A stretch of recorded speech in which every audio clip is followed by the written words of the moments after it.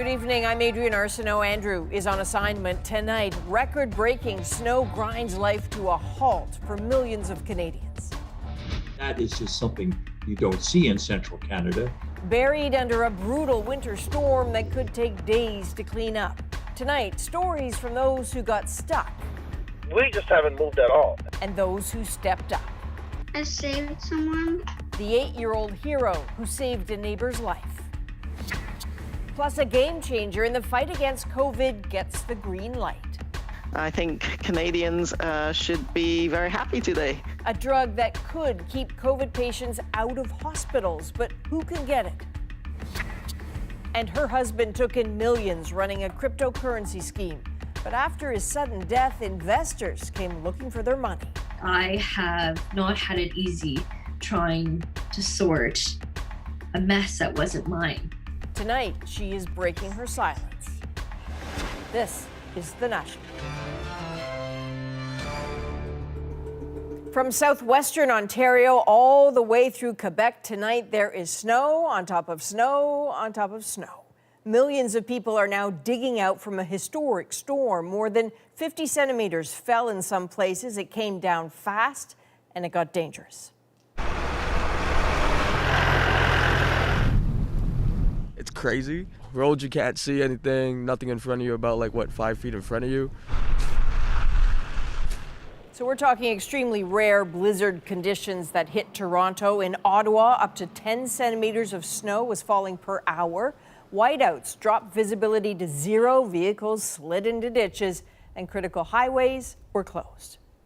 So if you pull back from ground level, this is what that storm looks like. It started in the overnight hours, stretching right through today, gaining in intensity and growing in size.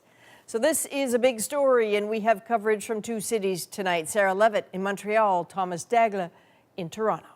So let's start right there with Thomas in a city where today just moving around felt next to impossible. With heavy snow falling before the sun came up, Toronto's morning rush hour turned into a test of patience. A city unaccustomed to so much snow woke up to a shock. Oh, yeah, wow, I just surprised. 2, 1, go! Schools were shut and vaccine clinics suspended. This is the most snow I've seen in Toronto in years, I think. This is my life right now. Police even closed Toronto's main thoroughfares, like the Don Valley Parkway and Gardiner Expressway, where at one point snow clearing slowed traffic to a crawl. We asked people to stay home. So many people got out and started driving, and they got stuck.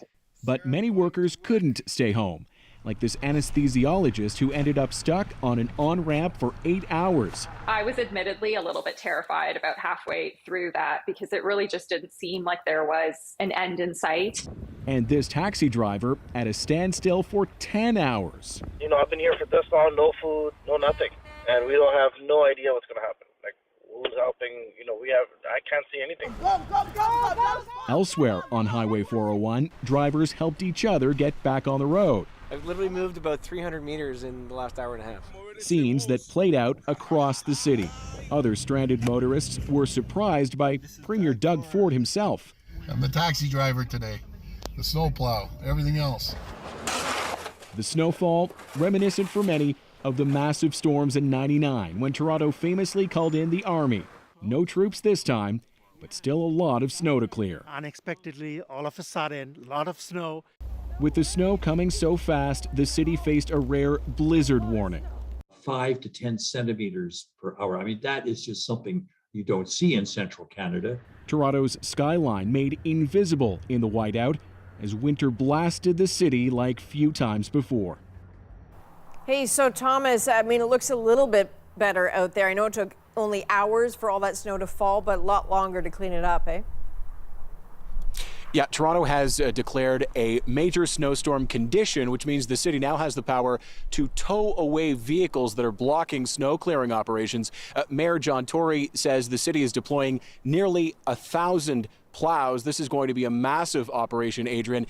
Normally in the city of Toronto, it can take up to 3 days to clear away the snow. This time, officials are already warning it might take longer. Oh, all right, Thomas Daigle in a very snowy Toronto tonight. Thanks, Thomas. You're welcome.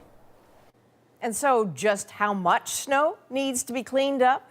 Well, these are just some of the early totals. Toronto, you can see, got at least 36 centimeters just to the east. Check out Oshawa, buried under 55 centimeters of snow, 45 centimeters in the nation's capital. In Montreal, at least 18 centimeters by tonight. And those last two cities are where we head next. Sarah Levitt begins with how one boy jumped into action when the snow turned dangerous.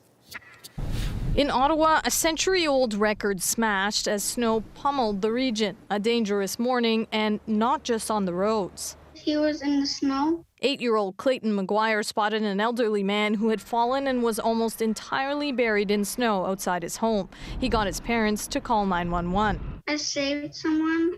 Clayton's heroic efforts got praise from Ottawa Mayor Jim Watson, who also thanked the paramedics. The man was assessed but not taken to hospital.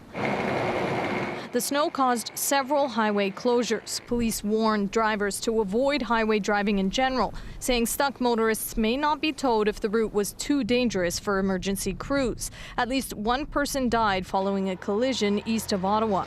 That messy weather cocktail hampered the search at Eastway Tank. The remains of 4 people who died in Thursday's explosion are still at the site. The snow has let up enough that they were able to slowly start to bring operations back online. In Quebec, bad visibility led to multiple car pileups on at least 3 different highways. Provincial police say there were only minor injuries. But for some, like students given a snow day today, there was fun to be found in all of this. It's pretty fun because I'm with my grandmother, and doing skiing is really fun for me. Tobogganing. We don't see each other as much, so being outside is like our only time to see each other. We're building a fort. With all that snow here in Montreal and in Ottawa, the cleanup won't be easy. The city says it will take a few days to clear residential streets. It can't happen soon enough, with both cities expecting more snow on Wednesday. Sarah Levitt, CBC News, Montreal. That same storm system is also causing major trouble south of the border. More than 4,200 flights in the United States were canceled or delayed. Power was knocked out for tens of thousands of businesses and homes. The storm stretched from Maine to Georgia, which saw its first snow in 4 years. Turning to the COVID story now, and a major development in Canada's fight against the disease. Today, Health Canada announced it has approved Pfizer's COVID-19 antiviral pill. The authorization today provides a new tool in the toolkit against COVID-19 at a crucial time in the pandemic as we're faced with new variants. So it's called Paxlovid. It is the first oral and take-at-home prescription medication cleared for use to treat COVID-19 in this country. Canada has already ordered 1 million treatment courses with an option for 500,000 more, but actually getting it comes with some hurdles. Canadians must be 18 or older, high risk, and provide a positive COVID-19 test, which these days is easier said than done. Here's Vic Adopia on what could be a game changer in the fight against COVID. Paxlovid is coming to Canada, a drug treatment to keep the most vulnerable infected COVID patients from getting worse. I think Canadians should be very happy today to hear that the oral antivirals are beginning to become available in Canada. According to Pfizer's clinical trial data, in high-risk adults who've tested positive for COVID-19, Paxlovid is 89% effective at preventing hospitalizations or death. Relief that can't come soon enough. Canada has already received the first shipment of more than 30,000 treatment courses of Paxlovid, with another 120,000 on the way in February and March. Unlike a vaccine, Paxlovid doesn't target the spike protein, which can mutate, but instead it hacks the virus's ability to build copies of itself, regardless of which variant it is. But the 2-pill treatment can only be prescribed within the first 5 days of symptoms, so access to testing is critical. We need to have very few barriers to testing and very few barriers to care to really start this, because the clock starts ticking once someone gets infected. Obviously, this is a very promising development, but of course, there's still some work that lies ahead.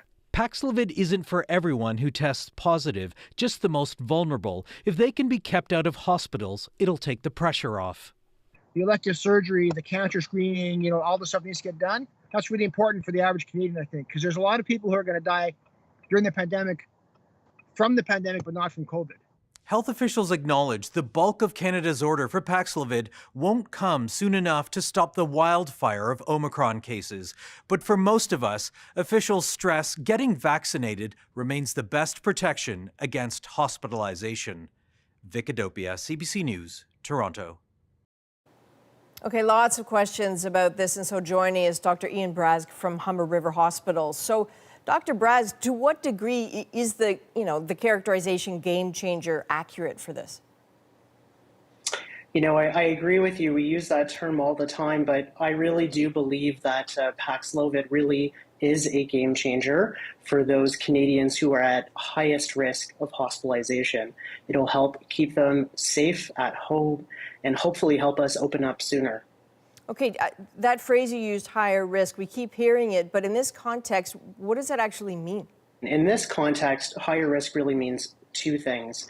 If you haven't gotten your vaccines, it means that you're older and you probably have some other medical conditions like heart disease, lung disease, or kidney disease. If you are vaccinated, higher risk really means that your immune system is not working as well as we would like. That could be because of cancer, because of medications, or medical conditions like HIV. So this really could, as you say, free up hospital space crucially, right? Absolutely. I mean, the question will be how much supply we get. So I think we will be limited with the numbers that we can give, but for those Canadians at highest risk, provided they come to medical attention, I really do think we can keep them out of hospital. All right, Dr. Brask, thanks very much. Millions of kids returned to class in 4 provinces today, but not without some worry about COVID-19 safety measures. Deanna Sumanak-Johnson shows us how the day played out for families across the country. This Thunder Bay mother of 4 wants her kids back in school. We know they're going to thrive, and they're going to thrive developmentally, their health and well-being academically. I just feel like those benefits far outweigh the risks of the virus itself. It makes me feel safe. This Quebec mom feels the same way and says her kid's school has good safety measures in place, but worries about the rest of the province.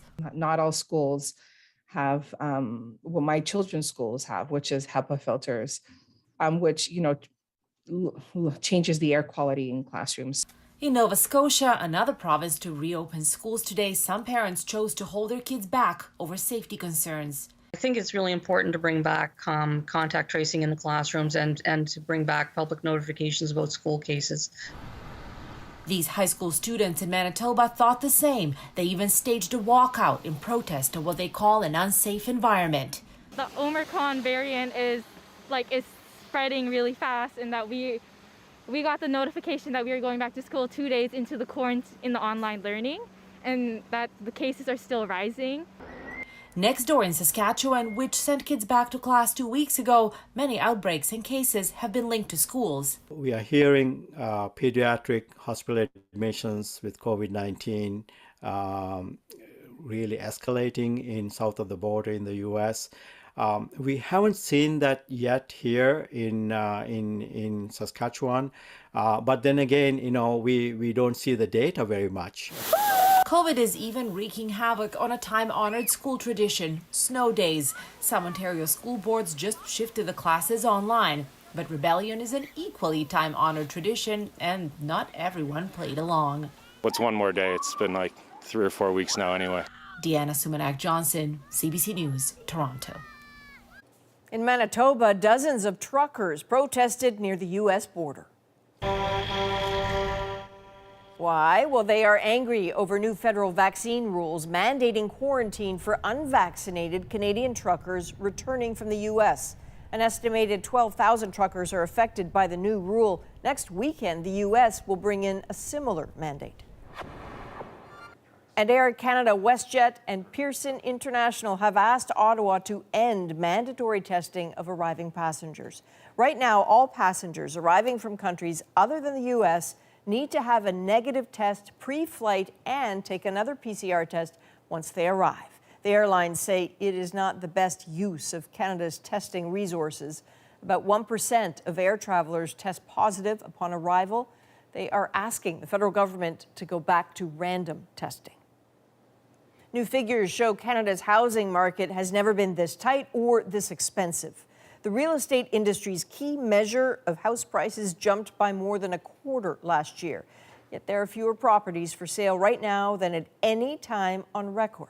Jacqueline Hansen shows us the growing fear that home ownership is just out of reach for more and more Canadians. Ads like this helped draw home buyers to Nova Scotia when COVID hit, and demand for houses still hasn't let up. We have been run off our feet as far as trying to find homes for buyers. This Annapolis Valley realtor says inventory has all but vanished. It's somewhat of a domino effect. People who own an existing home and want to upsize or downsize are kind of stuck because they have no place to move. According to the Canadian Real Estate Association, there were fewer homes listed on New Year's Day than at any other time on record, going back to the 1980s. Normally, there are enough houses on the market that it would take about 5 months to sell them all. Right now, it would take less than 2 months. With less choice also comes higher prices, unfortunately.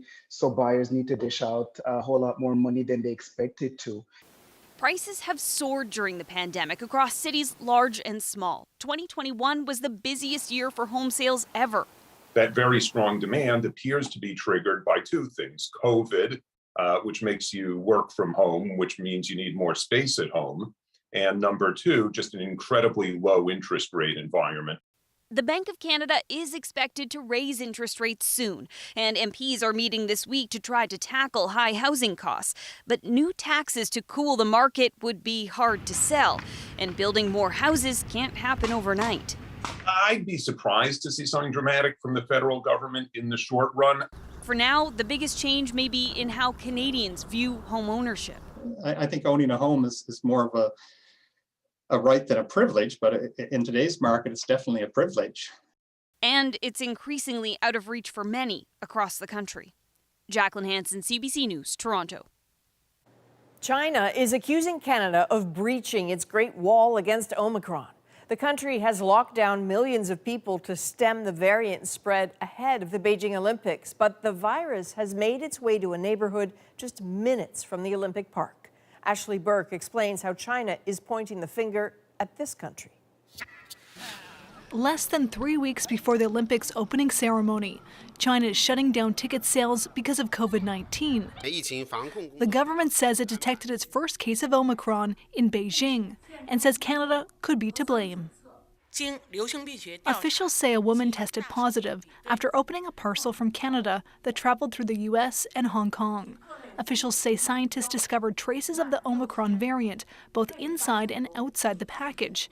They're urging citizens to stop ordering from abroad, saying that piece of mail may have been the vector of transmission. I think this is something but not only new but intriguing. Canada's health minister seemingly caught off guard by the news.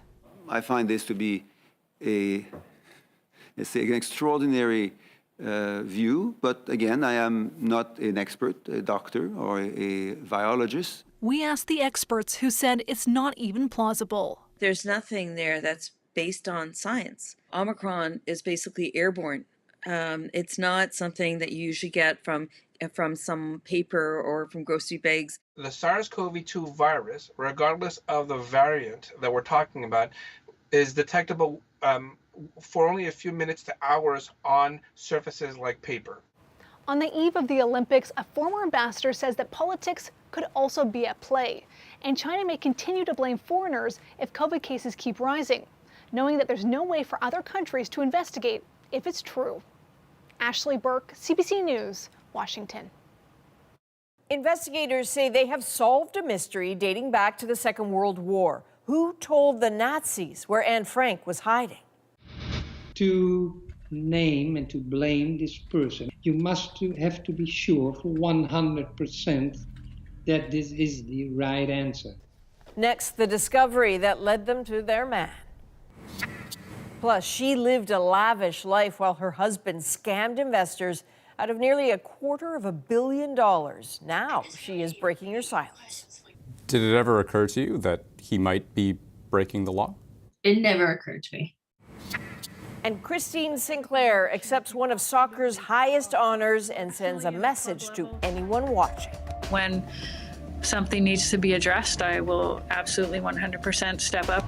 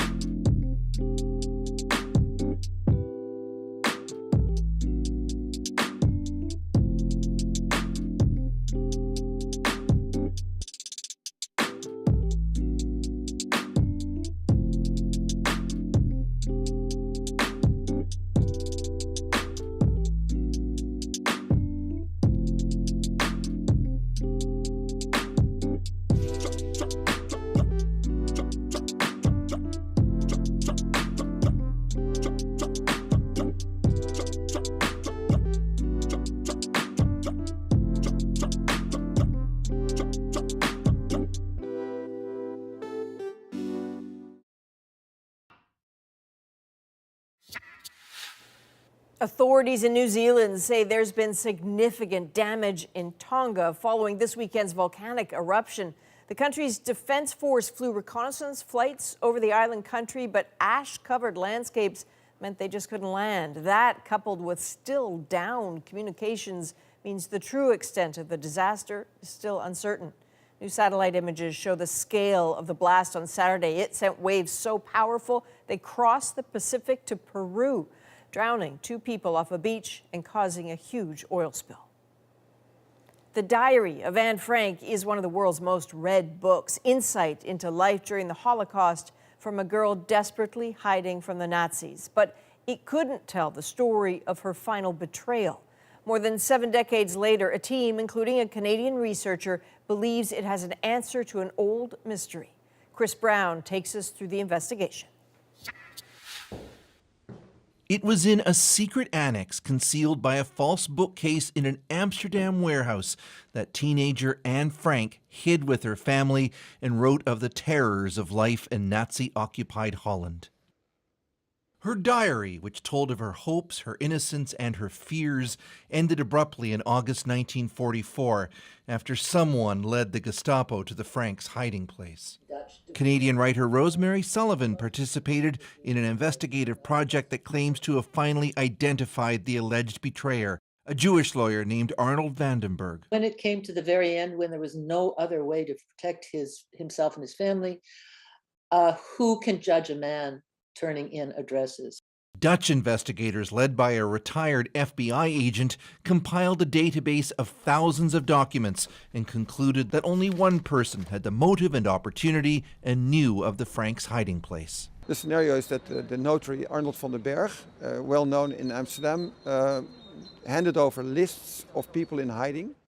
A key clue is an unsigned note given to Otto Frank, Anne's father, which named Vandenberg, who was never sent to a concentration camp.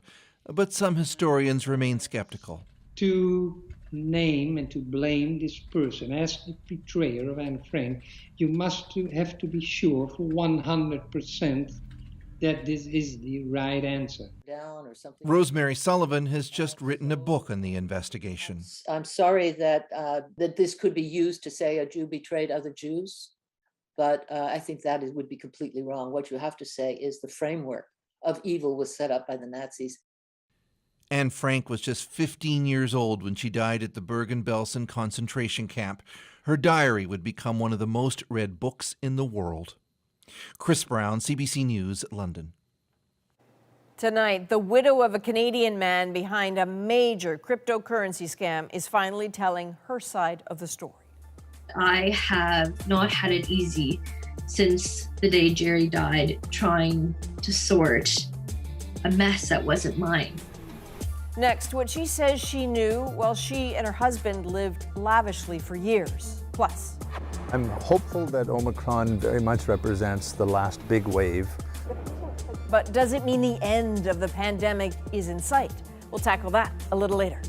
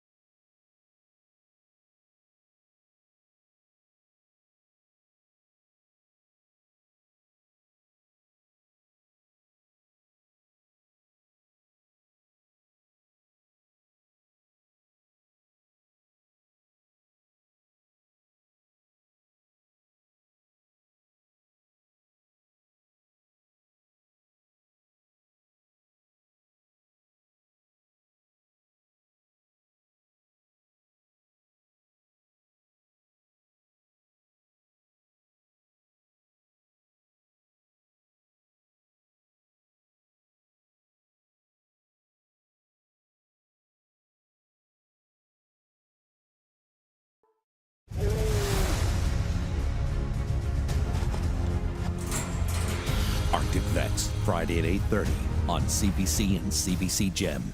With this man, Gerald Cotton ran Quadriga CX, Canada's largest cryptocurrency exchange, trading heavily in Bitcoin. But when Cotton suddenly died in India, the passcodes to almost $250 million in customer wealth died with him. And Robertson became the subject of angry speculation. How much did she know about anything? Tonight, she breaks her silence in an exclusive broadcast interview with Andrew. I would have never, ever stolen from other people. And the fact that he did what he did, I carry his shame with me. And I'll carry that shame with me probably every single day for the rest of my life. When Jennifer Robertson first met Gerald Cotton, he was already building a virtual gold mine, convincing people it was so easy, so safe to jump into the Bitcoin market, even a child could do it. Now put in the money. But where did that money go? I hadn't understood how Quadriga had held money in the first place. I thought it was just a trade. So there was many things about Quadriga that I didn't understand. Amy, how are you? Investigative journalists Amy Castor and Takara Small have spent years following and reporting on the Quadriga scandal. Cotton was operating Quadriga like a Ponzi scheme. So whenever people put in their money into the exchange, he sort of used it as his personal slush fund. Gerald had been using money to buy planes, to purchase homes, to take care of his 2 dogs, which ironically he left them $100,000 in his will. But Robertson benefited too. She and Cotton traveled all over the world. She started Robertson Nova, managing more than a dozen properties bought with his money. Early on, she was also processing funds, acting as a funnel for customer money on Quadriga's behalf, all the while maintaining she knew little about the company's inner workings and did largely as she was told. I mean, people were literally showing up at Jerry's house with duffel bags full of money.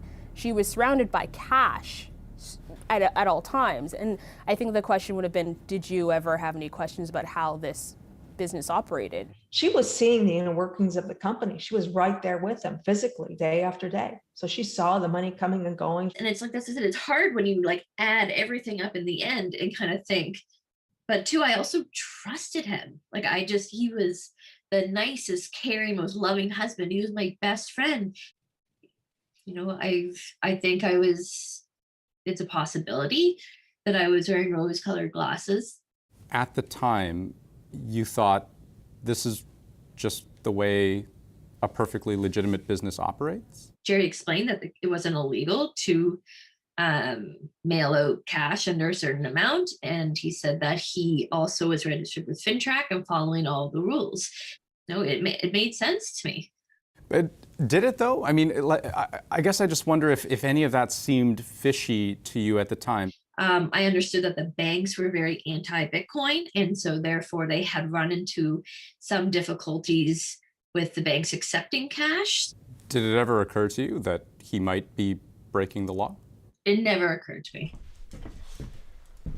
But with Bitcoin prices crashing in 2018, investors became suspicious when their money was slow to withdraw. With almost no regulatory oversight, the illusion of Quadriga as a stable, liquid company began to unravel. Then, a devastating turn. Cotton died suddenly while on a trip to India, complications with Crohn's disease. And because he was running the whole operation from his encrypted laptop, it meant the money was gone. One man had the keys to hundreds of millions of dollars. And it's like the CEO of a bank dies, and then you learn later that he's the only one that had access to the money and nobody else can get it. And not only that, but then when you take a closer look, you realize that he actually spent most of it and gambled it away. But his death was kept a secret, and Quadriga continued to accept deposits. It was only a month later, Jennifer Robertson notified investors. This Canadian claimed to have lost $500,000. Yeah, I got burned for it. So no one knew that the CEO was going to die mysteriously in India. And then there's Michael Perklin. He met Cotton at a cryptocurrency meetup, became fast friends, and eventually an investor.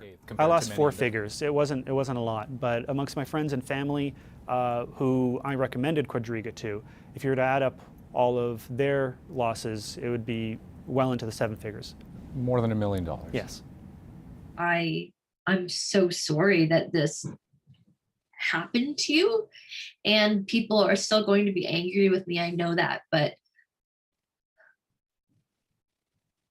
no, I really did everything that I could to help, and I have suffered and cried, and I have not had it easy since the day Jerry died, trying to sort a mess that wasn't mine.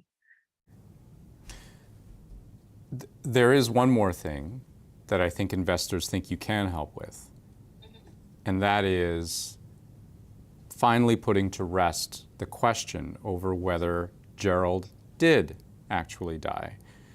You're nodding your head. You know what I'm talking about, right? Exhuming the body. That's an important topic. It's important because everything about and leading up to Cotton's death was unusual. Cotton and Robertson's will, drafted just days before his death. Cotton's death certificate days later misspelled his last name. The funeral, closed casket. There's no evidence Gerald Cotton is still alive, but the questions never stopped. Do you think Gerald Cotton might still be alive? Well, you could certainly forgive Quadriga investors for thinking that way. Do you think that Gerald Cotton might still be alive? It's a tough one. I have no evidence that he's still alive, and as far as the people who have seen his body and have seen the death certificate say, he is gone. But is he the kind of person who could orchestrate that? Everything that I knew about Jerry seems to have been a lie, but looking at the information that I do know now, I do think he'd be the type of person who could orchestrate that. I think exhuming the body would... Gerald's body. Gerald's body would mean a lot. Well, some people think Gerald is still alive. Somewhere. He's on a beach, sipping a Mai Tai. He's benefiting from all of the millions that were stolen from investors. And exhuming the body would be a really huge step. It would be a form of closure for some people. Is that something you would ever allow? So it's not something I would stand against if there was evidence that it would return money or it would help. I saw Jerry die. I was holding his hand when he passed away. It was a terrible, terrible moment. What is it that you most want people to know right now? Yeah, I just really hated the questions. Like, it seemed like I should have known. I've already said it a million times. Now you don't know. Like, so that's anything else. It's just, Yeah. tired of defending myself for something I didn't do. And I understand there's been so many people hurt. It has been the most unbelievable pain that I could ever imagine. These 3 years have been so hard. Now, we should underline Jennifer Robertson isn't under investigation. She's never faced criminal charges. And in the end, she was left with only a fraction of Gerald Cotton's assets, forfeiting real estate and all but one car. She says she hopes her forthcoming book, Bitcoin Widow, is the final chapter of the Quadriga scandal and that this allows her to move on with her life. Up next, could Omicron be the beginning of the end of this pandemic, or is this simply the way it's going to be? The experts weigh in after the break.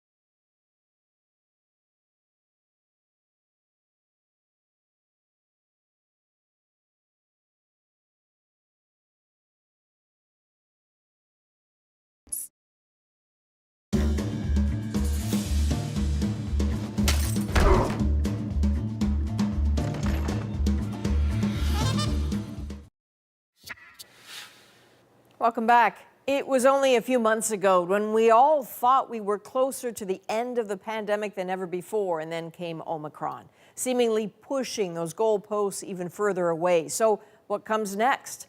Ioana Miliotis takes a look at small signs of hope that come with caveats.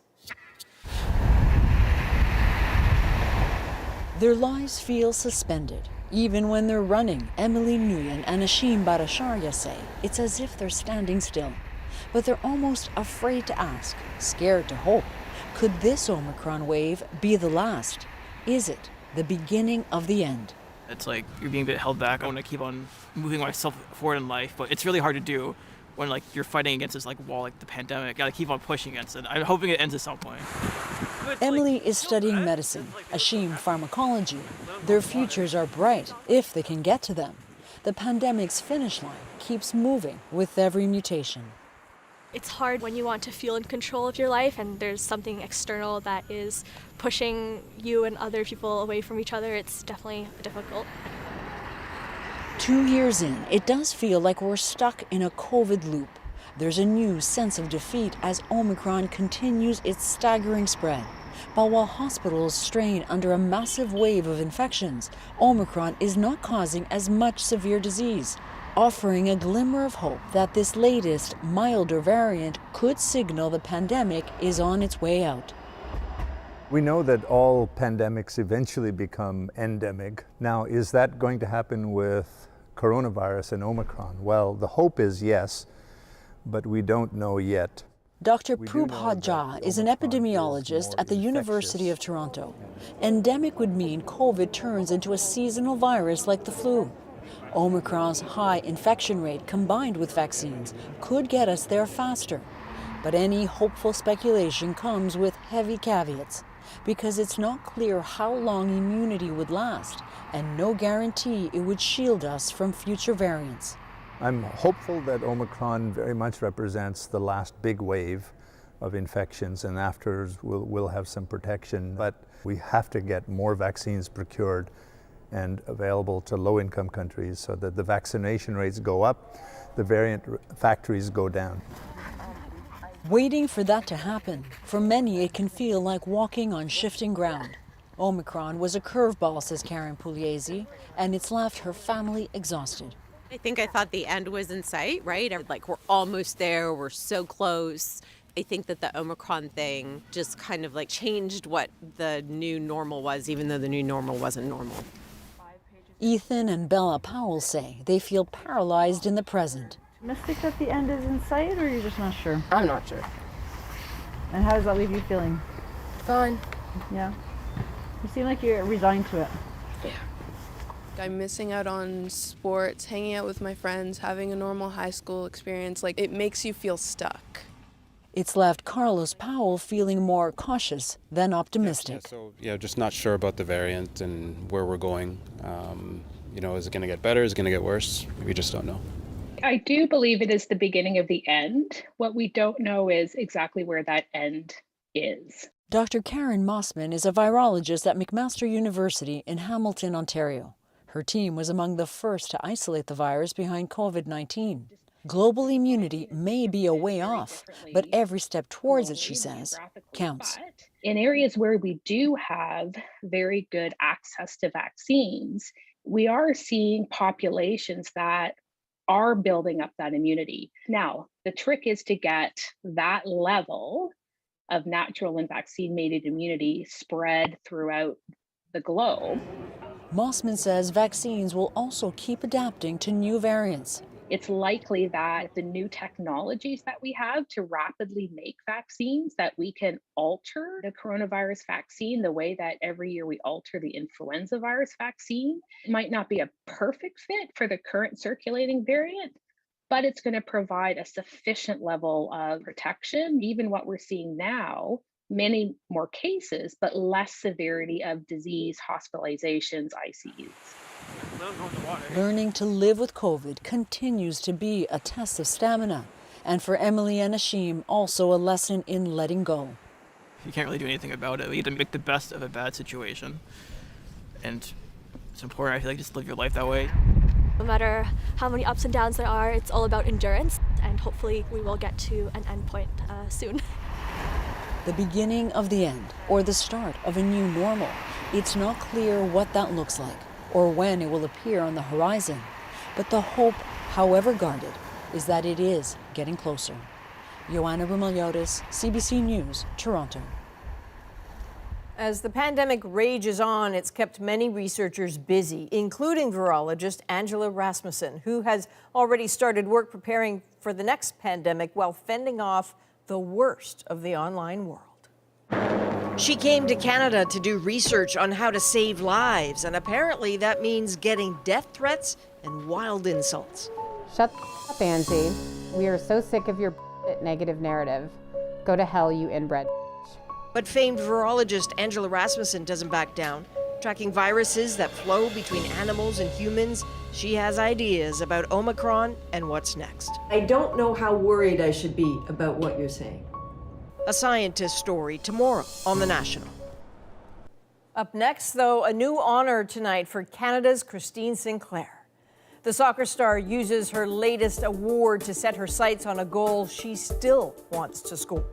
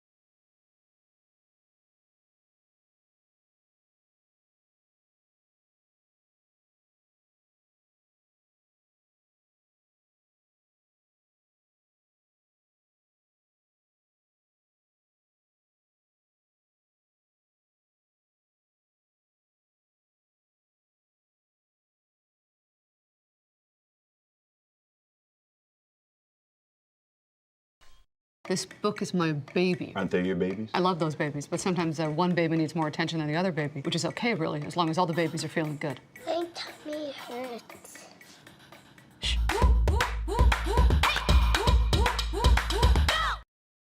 Hi, I'm Jamie Poisson. Tomorrow on CBC's daily news podcast, Front Burner, a U.S. federal judge has ruled a civil case alleging rape by Prince Andrew can go ahead. The fallout for the prince and the royal family. Subscribe wherever you get your podcasts. One of Canada's greatest soccer players accepted an honor today, cementing her status as one of the world's greatest. Christine Sinclair was recognized by FIFA for breaking the world record for goals scored. And as Susanna da Silva shows us, the superstar also used the opportunity to speak out.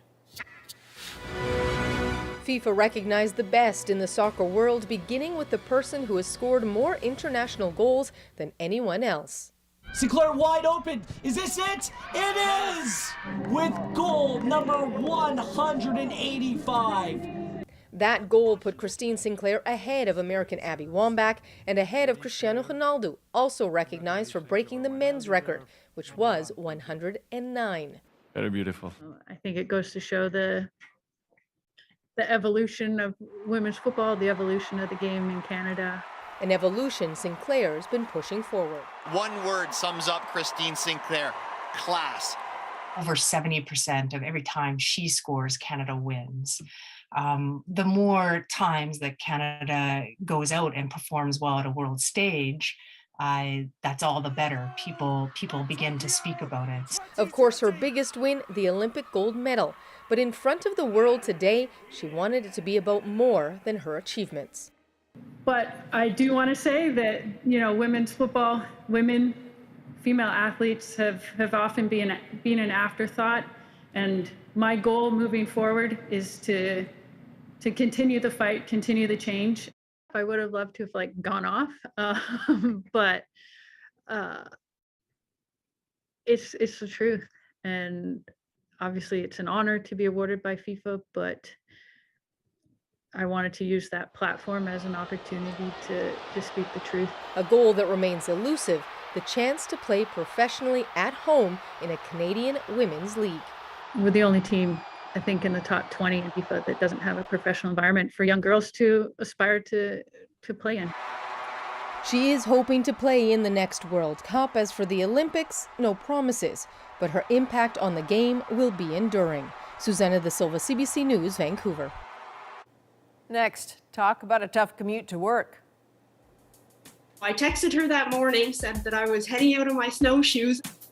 The dedication of 2 nurses on PEI is our moment, right after this.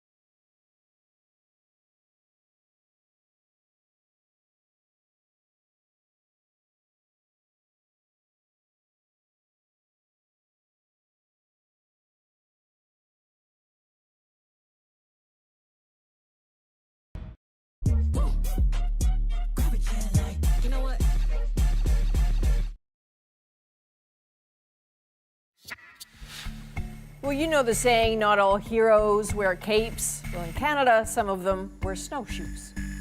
So we've been talking a lot about central Canada's major snowstorm today, but this weekend, Atlantic Canada had a doozy, creating a tough commute for 2 nurses from PEI until they got a little creative.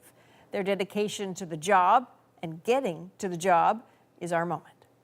I had been to the public library on Friday and I checked out a pair of snowshoes, hoping that we'd be able to drive to work on Saturday, but the weather quickly changed that plan. I drive a little Volkswagen Jetta, so I knew I was not going to be making it very far. I had been talking to my coworker Jen Shea, and she said she'd never not made it in for a day shift on a storm. So she said she had her snowshoes at the door ready to go, and I was kind of humming and hawing, and I think, oh, well, maybe I can try too. So I texted her that morning, said that I was heading out on my snowshoes and that I would meet her at her place. She said that she'd had the light on and she'd be watching for me. There were snow drifts up to my chest to get into her street. We met up and then kept going the rest of the way to work. We fell a few times, but we kept up and kept going. Patient care never stops. It's a 24-hour job, regardless of the weather. And I knew that my coworkers had been there all night working hard and that they needed a break. So it was very important to both of us to get there. Okay, nurses are the best. So it's about a 6-minute drive to work, about an hour in snowshoes, add a bit more time for falling down and stuff. Both of them went on to do 12-hour shifts after that. That is the National for January the 17th. Good night.